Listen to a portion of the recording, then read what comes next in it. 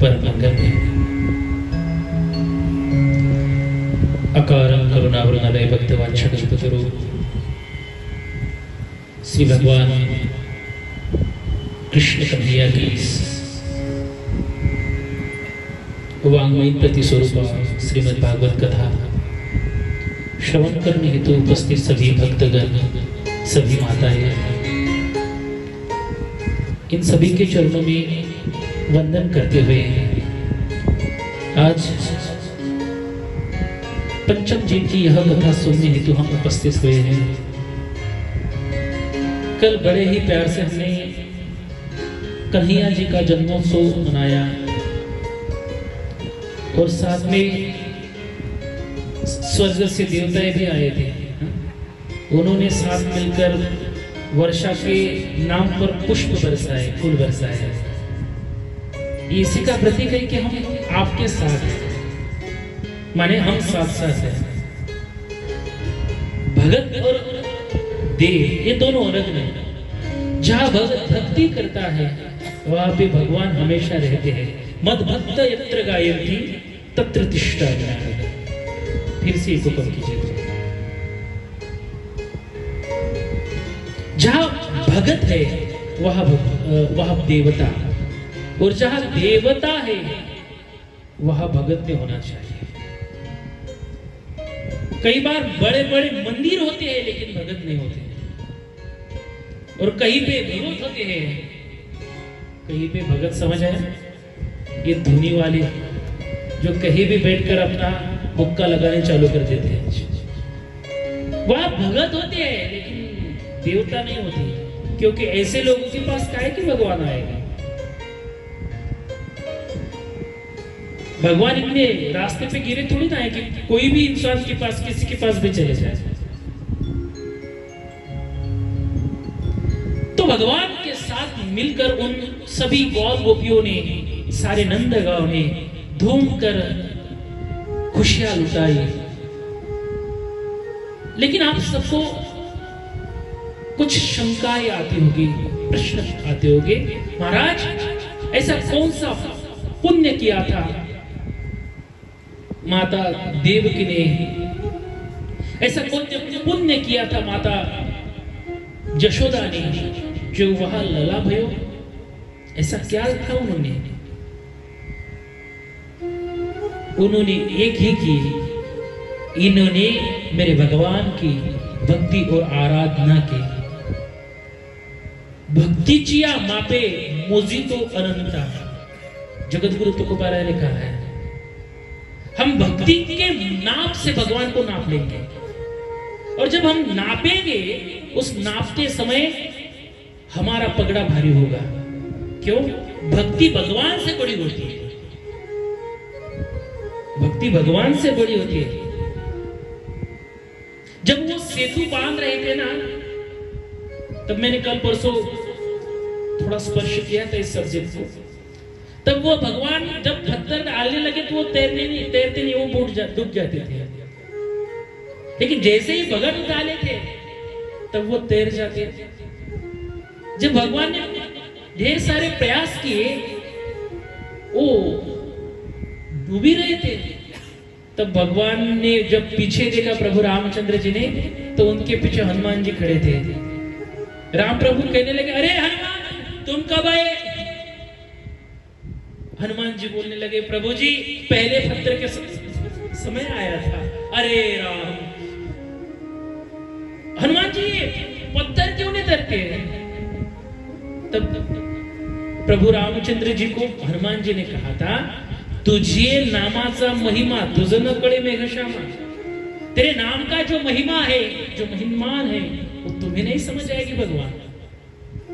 आप तो बस आम के जैसे हो। आप आम का रस आम खुद नहीं चख सकता है। आम का रस खुद आम नहीं चख सकता, वो चखना है। अगर वो पाना है तो हमें वो आम को दूसरे को खाना होगा, मतलब पाना होगा, तब वो समझ जाएगा कि आम कैसे है। वैसे भगवान को भगवान मैं कैसा हूं उसको यह पता है। पिता हमस्य जगतो माता धाता पितामह वेद्यम पवित्रम ओंकार रुक्साम यजुरेव च। यह सब बातें उसे बात मालूम है, लेकिन खुद उसकी महिमा कितनी बड़ी है तो उससे ज्यादा भगत जानता है। तो यहाँ जो भगवान आए हैं, भगवान आने का जो भी बहाना हो, लेकिन बहाना तो वह साधना की वजह से, तप की वजह से हुआ। शुक मुनि कहते परीक्षित जी, राजन, स्वयं मनवंतर में सुतपा और कृष्ण, इन दोनों ने 12,000 साल, कितने 12,000 साल तक तपश्चर्या किए थे। पूरा करने वाले मेरे भगवान जब वहां पे आए, तब आने के बाद तो मन पर पत्थर रगकर वसुदेव देव जी ने कन्हैया को यशोदा जी के घर, नंद बाबा के घर लेकर गए। और यशोदा जी को घर लेकर जाते ही समय वहां पे हुआ ऐसे कि वसुदेव बाबा वहां की लड़की उठाकर ले आए और वहां बच्चों को रख दिया। मैंने कल बताया, नंद बाबा की बहन सुनंदा देखने गई, बच्चा रो रहा था, होकर नंद बाबा के पास दौड़ी चली गई, कहने लगी, बाबा, अरे लाला भयो बाबा, लाला भयो। इतनी खुशियां आ गई, मानो से भी ज्यादा बढ़िया खुशी नंद बाबा को हुई। नंद बाबा कहने लगे, लाला भयो, जाओ सारी नंद नगरी को, गोकुल नगरी को कह दो नंद बाबा के यहाँ जन्मोत्सव मनाना है। और सारे गोकुलवासी दौड़े चले आए नंद बाबा के यहाँ, और सारे नंद बाबा के यहाँ खेलने लगे, कूदने लगे, ढेर सारा आनंद उठाने लगे, जैसे हमने कल मनाया। ऐसा लगता नहीं है कि इतने लोग हो गए, हजारों लोगों की मजा हम ले रहे हैं, हजारों। मैं मराठी में हमेशा कहता हूं, कथेमध्ये गर्दी नको, दर्दी पाहिजे। गर्दीचं काय करता, फार गर्दी आहे, पण त्या गर्दीत अर्धे चोर, अर्धे लुटेरे असले तर मग करता काय त्या गर्दीचं? पोतभर मुरमुरे खाल्ल्यापेक्षा 2च बदामा खायचे, 2च बदामा खायचे। तसं फार मोठी भक्ती असली, लोक असलेच म्हणजे भक्ती होते का हो? बहुत लोग है, हो गई भक्ति, ऐसे नहीं होते। अभी तो कभी कभी कथा में इतने लोग देखते हैं हम, कहीं पे 15 लाख, कहीं पे 20 लाख देख रहे हैं ना। क्या लगता है आपको ये सारे भाविक हैं? कितने चोर पकड़े गए कथा में देखते हो आप?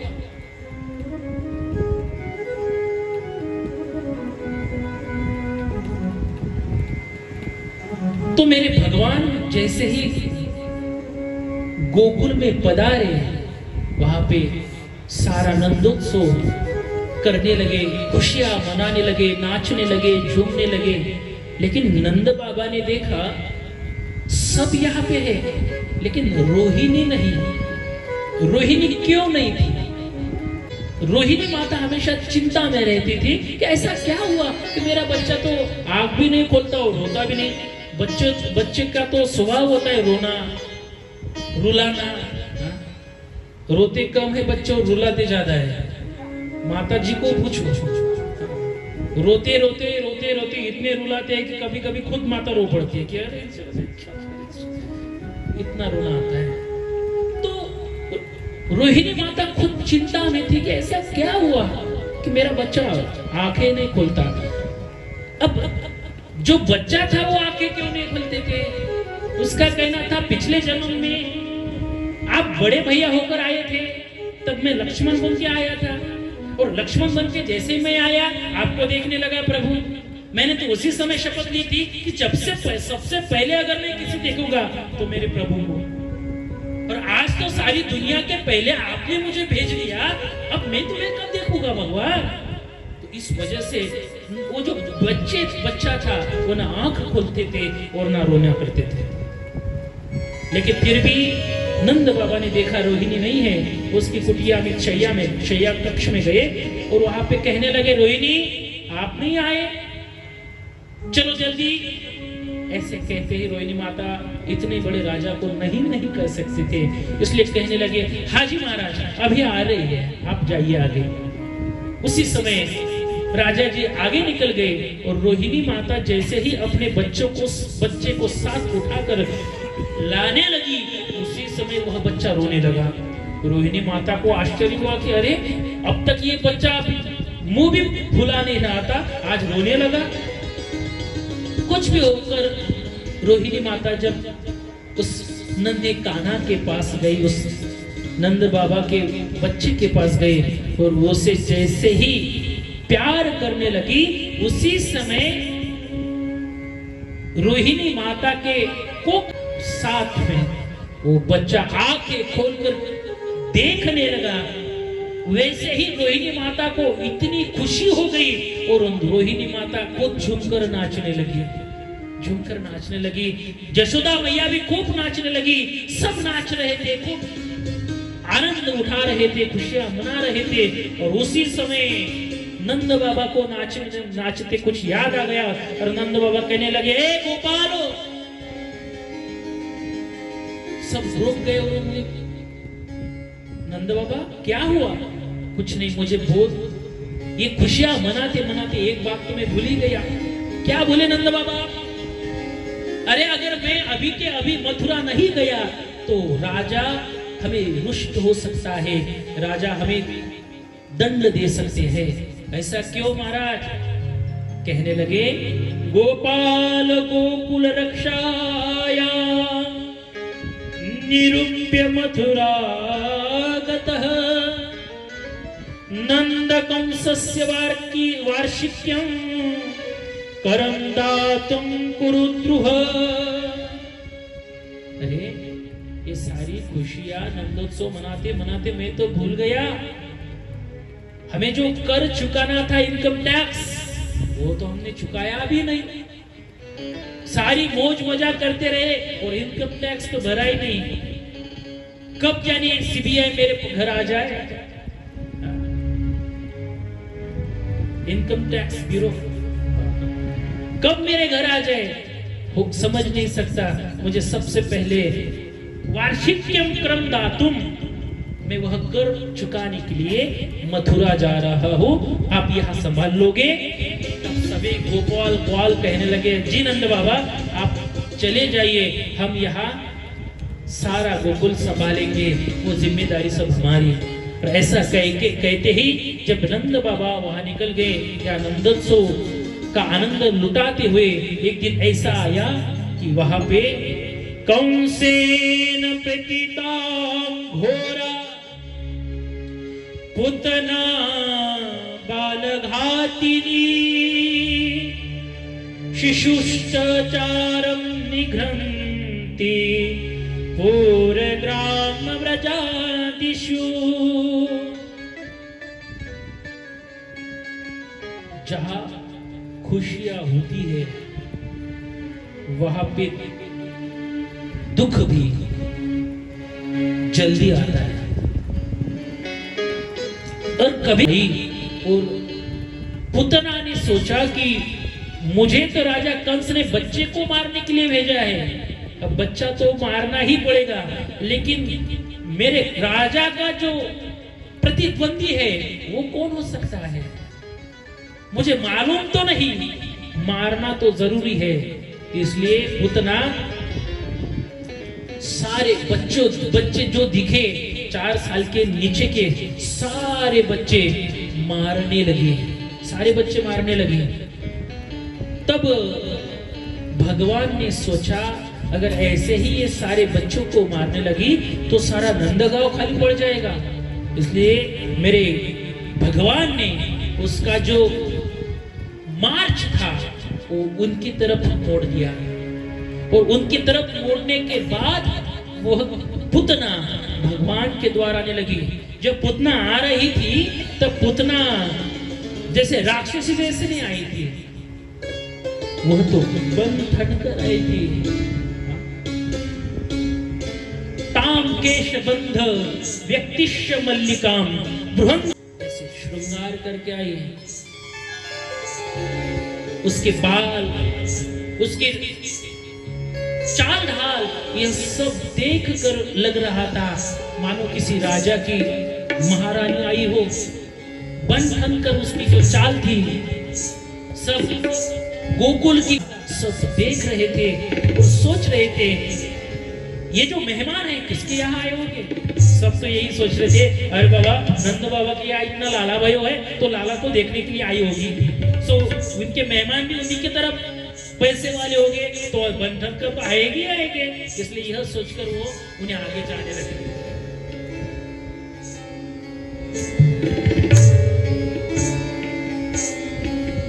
उसके घुंघरू की आवाज थी और जो चल रहे थे ना ऐसे चल रहे थे, ठुमक ठुमक के जा रहे थे। और आजकल ऐसे चोर हमेशा रहने लगे। आजकल चोरी करने की जो पहले के जैसे काम थे वो बदल गया। पहले चोर पकड़ लेते थे, लूट लेते थे और चले जाते थे। उनका ड्रेस कोड था ऐसे कपड़ा बांधना, बड़े बड़े बाल, अलग से रंग ढंग वाले। अब शर्टिंग में रहते हैं, अब सूट बूट में रहते हैं, लोगों को पता भी नहीं चलता कि ये चोर है। चोरी कर लेते और आपके पास खड़े रहते हैं। लोगों को लगता है अरे बाप रे, इसे कैसे चोर कर सकते, ये तो अच्छे कपड़े में। और अच्छे कपड़े में अभी ज्यादा चोर घूमने लगे हैं। उन्हें देखकर लगता है कि अरे बाप रे, ये तो क्लास 1 अधिकारी होगा, लेकिन सबसे बड़े चोर लुटेरे होते हैं। तो उसी तरह वो रहने लगे। और नंद बाबा के घर में जैसे ही वहां गई, आवाज दी, हरी यशोदा। यशोदा चली आई, कहने लगी कौन जी आप? कौन? अरे मुझे पहचाना नहीं तूने? हो, जब तू छोटी थी ना उसी समय ब्याह करके मेरे पति देव के साथ तो चली गई, और अब मुझे मालूम पड़ा कि आज तुझे बच्चा लाला भयो तो मैं देखने के लिए आ गई। यशोदा सोचने लगी, मुझे तो कभी पता ही नहीं चला कि मुझे भी कोई बहना है। हाँ, बहना हो तो कभी मुझे वीडियो कॉल नहीं किया, 1-2-4 दिन में कभी मुझे मिस कॉल नहीं दिया, और आज ऐसे कैसे मेरी बहना खड़ी हो गई। उसने सोचा हाँ वो बस हो सकती है। अब मैं भी ब्याह करके यहाँ पे सीधे आ गई और वह भी चली हो गई। तो पहले के जमाने में मोबाइल तो नहीं था, तो फिर समझ भी नहीं आता था। होता तो कभी इंस्टाग्राम पे, टेलीग्राम पे मैसेज वगैरह फॉलो वगैरह करके हो भी जाता, लेकिन ऐसा कुछ नहीं था तो क्या समझे। सोचने लगी हो सकती है मेरी बहन। आज मुझे मालूम पड़ा कि तुम्हें बच्चा हुआ, वो देखने के लिए आई। कहाँ है बच्चा? लड़का कहाँ है? कहने लगी आजी अरे अभी ये सो गया, जब उठेगा तब मैं तुम्हें दिखाऊंगी। कृष्ण कन्हैया मेरे गोपाल जी कहने लगे माता जी, सुबह सुबह जब पहले कस्टमर दुकान पे आते हैं क्या कहते हैं? हम तो बोहनी के कस्टमर कहते हैं। सुबह के पहले बोहनी थोड़े खाली हाथ वापस थोड़ी ना भेजता है, जितने पैसे आए उतने पैसे में लेके जाते हैं, लेकिन जिनकी शुरुआत अच्छी करते हैं। और मेरे पहला बोहनी का ग्राहक है, ये कस्टमर है, और ऐसे ना थोड़ी जाने दूंगा। माता जी काम के लिए गई और मेरे कन्हैया ने रोना चालू कर दिया। जैसे ही रोना प्रारंभ कर दिया, पुतना ने सोचा अरे बच्चा तो सोया ही नहीं, मैं देखने जाऊंगी। तब वो बच्चे का आवाज सुनते सुनते उस कक्षा की तरफ जाने लगी। उस कक्षा की तरफ जाते जाते कन्हैया ने जैसे ही कन्हैया को समझा कि पुतना आई, वैसे ही मेरे कन्हैया ने आंखें बंद कर दी और पुतना नजदीक आई।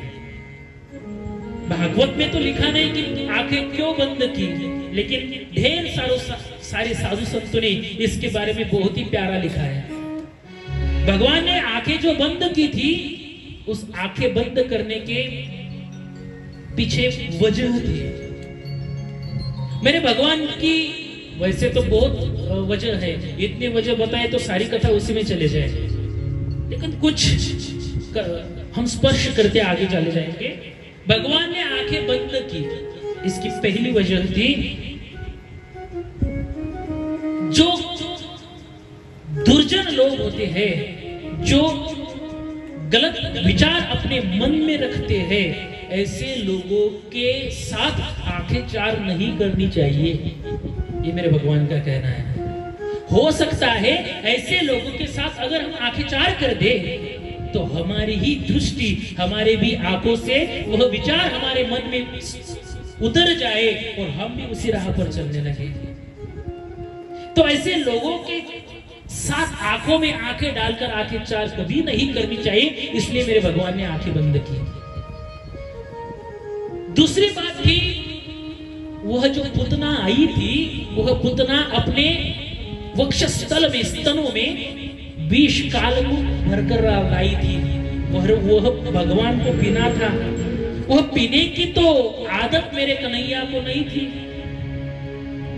तो इसलिए वह पचाने की शक्ति वह मुझे निगलते ही अच्छे से कुछ ना हो, इसलिए उसे उनके शरीर को, उसके रूह को, तन को वह मजबूत करने की कोशिश कर रहे थे। और जब भी हम हमारे तन को मजबूत करने की कोशिश करते हैं ना, तो पहले ऐसा करते हैं,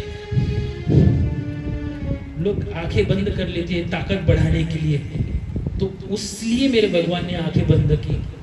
तीसरी वजह मेरे भगवान ने आंखें बंद की, उन्होंने उसी समय भगवान शिव जी को याद किया। कहने लगे, शिव जी, अरे ये विष वगैरह पीने की हमें आदत नहीं भाई, ये तो बस आप ही पी सकते हो, इसलिए आप आइए और यह विष पी लीजिए। इसलिए भगवान शिव जी की आराधना करनी है, तो भगवान ने आंखें बंद की।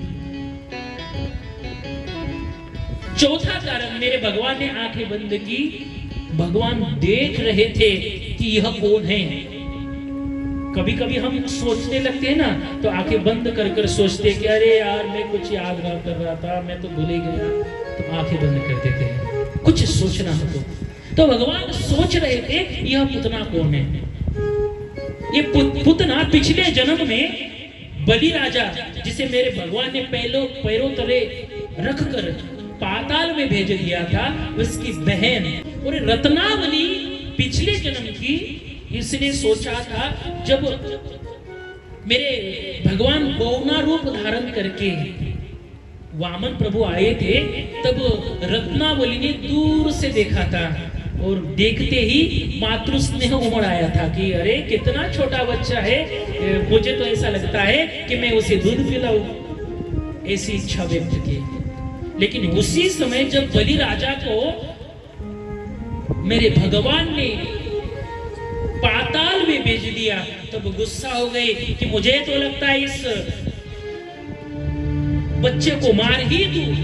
भगवान ने दोनों बात के आशीष दिए और कहने लगे, मासी जी अगले जन्म में ये दोनों बातें आपकी सही कर दूंगा। इसलिए दूध पिलाने आई और दूसरा विष पिलाने आ गई। ये पिछले जन्म की याद रखने के लिए मेरे भगवान ने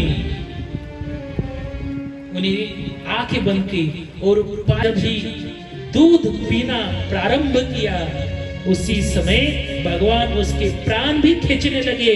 तो पुतना कहने लगी, सा मुंच मुंच प्रलमिति प्रभाविनो, छोड़ो मुझे, छोड़, मुंच माने छोड़ दे।